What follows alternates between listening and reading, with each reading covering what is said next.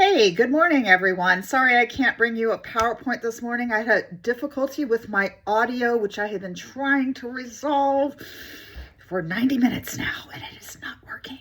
So I made the decision to give you this lecture as I would to a face-to-face class, upload that video to YouTube, and have you learn in this way. I'm sorry about that, but that's the way it's going today. All right, I'm sorry, my daughter just walked in and I threw her out and I shut the door. So today we're reading Sandra Cisneros's essay. I'm sorry, not essay, her short story, Barbie-Q. Now I picked this story because it is so rich in two things. First, wonderful sensory detail. And this is something that I share with my face-to-face classes if, we had more lecture time together and stuff like that. We work on being the visual guide for your reader. For your intents and purposes, your reader knows nothing about your world, right? You have to tell them what's in there. So if I was to say she led a fuzzy white dog in a colorful sweater, well, every single one of you watching this, you would picture a different kind of white dog, whether that's a poodle or a Samoyed or a white husky. You would picture a different kind of sweater, whether that's green or plaid or turquoise or whatever. You have to be the one telling your reader what to see, and Cisneros does this in a way that does not feel like she's instructing you. It feels like she's just dropping you into the scene, right? So let's talk about the technique. Now, this story begins mise en scene, and that means in the middle, right? So we are just thrown into this world, and here we have these two little girls who are playing with Barbies. And let's take a look at the way Cisneros navigates us through the story with her sensory language. Now I'm going to do two things. The first thing I'm going to do is read you the intro paragraph as is, right? Just look at her beautiful description, how she sets you there in that home with these little girls, right? And then the next thing I'm going to do is show you how she shows and not tells, which is a wonderful technique.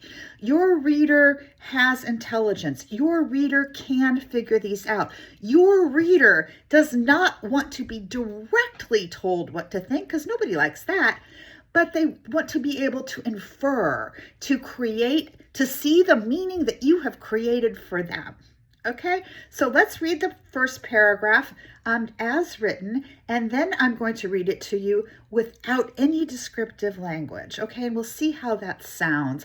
I would really prefer it if you would follow along so that you will see where those descriptions, see and hear where those descriptions are occurring, and to pay attention to how she's guiding you as that reader. Okay, so just one second. And forgive me, I'm going to have to look away a little bit, but I'll come back to you in just a minute. Yours is the one with mean eyes and a ponytail, striped swimsuit, stilettos, sunglasses, and gold hoop earrings. Mine is the one with bubble hair, red swimsuit, stilettos, pearl earrings, and a wire stand. But that's all we can afford, except for one extra outfit apiece.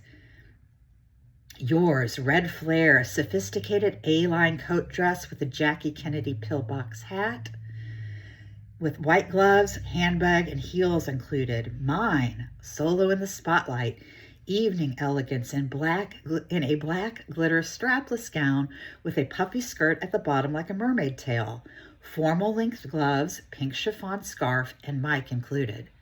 From so much dressing and undressing, the black glitter wears off where her titties stick out. This and a dress invented from an old sock where we cut the coals here and here and here for the glamorous off-the-shoulder look. Okay, pretty good description, right? You've got all these dolls, all these ways to look at them. Let's try reading this without the descriptive language. Bear with me. Yours is the one with eyes and a ponytail, swimsuit, stilettos, sunglasses, and earrings. Mine is the one with hair, swimsuit, stilettos, earrings, and a stand. but that's all we can afford besides one outfit apiece. Yours dress with a yours coat dress with a hat, white gloves, handbag, and heels included. Mine, I'm sorry, I lost my place. Mine, a gown with a skirt at the bottom, gloves, scarf, and mic included. From so much dressing and undressing, the glitter wears off where her titties stick out. This and a dress invented from a sock where we cut the holes here and here and here. The cuff rolled over for the look, right? That is not showing you. You probably had or know someone, sister, cousin, whatever, that played with Barbies, right? There are a million different kinds of Barbies, but these Barbies are very well described to you. And through this action of description, as the story continues, we learn a lot of things without Cisneros directly telling us any of it, okay? First of all, how old do you think these children are? When I asked this to my face-to-face classes, most people guess correctly, probably, under 7, maybe 4 to 7 years old-ish. And why is that? How do we know? Well, this isn't part of the description, but it comes through the dialogue. In the next paragraph, we have the little girls talking, right? Every time the same story. Your Barbie is roommates with my Barbie, and my Barbie's boyfriend comes over, and your Barbie steals him, okay? Kiss, kiss, kiss. Oh, no, he's not, you stinky. All this kind of language. That is the way little girls talk, right? We know, we get their age through their dialogue. Now, there are other clues in the story that Cisneros gives us. So we know the little girls are between 4 and 7. How do we know when this is taking place? Well, there are a few clues throughout the story, correct? Let's scroll back up into that first paragraph as she is describing the Barbies that she and her sister are playing with that morning, right? A sophisticated A-line coat dress and here's the hint, Jackie Kennedy pillbox hat. Yep, Jackie Kennedy. That tells us that this story is set in the early to mid 60s, right? When President John F. Kennedy held the office, when Jackie was the first lady. You have to have a little bit of knowledge to get that. But there are other clues too, like the other dolls that are discussed. Francie's modern cousin. Well, the word mod was it was a slang term for hip or whatever people call cool these days. I don't know, I'm old, I'm a dinosaur. But you know what I mean, right? We get it that this is not present day. So we have the little girls, right? They're 4 to 7. They are, what did I just talk about? We are talking about when it is set, right?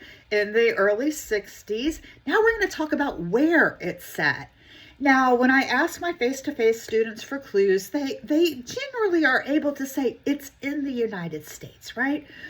This could be anywhere. I mean, her last name is Cisneros, right? So it could be some Latin American country. It might be in England. It might be anywhere, but it's not. It is here.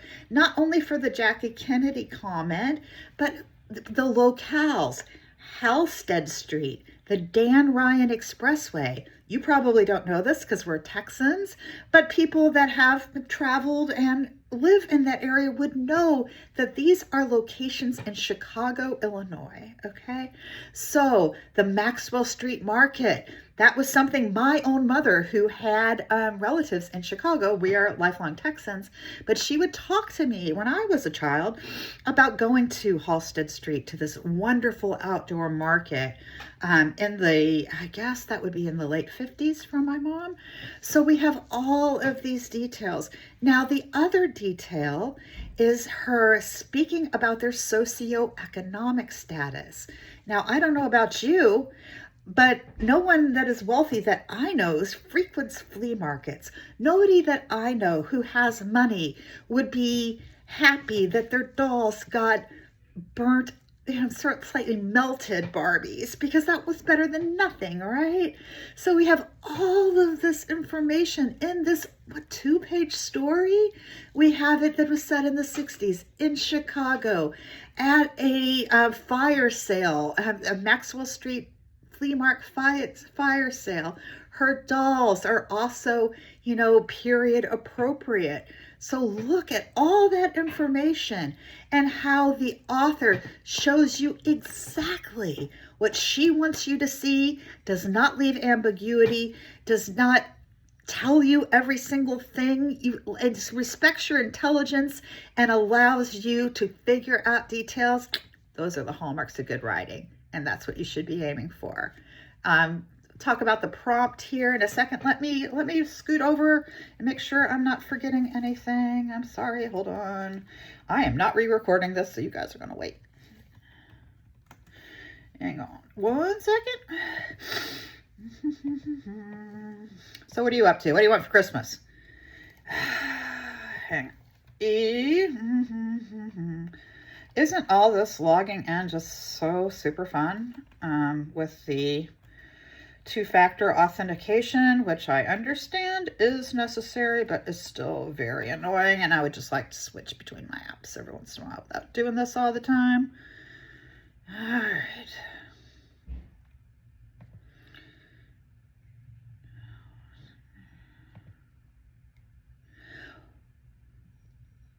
Okay, hang on, you guys.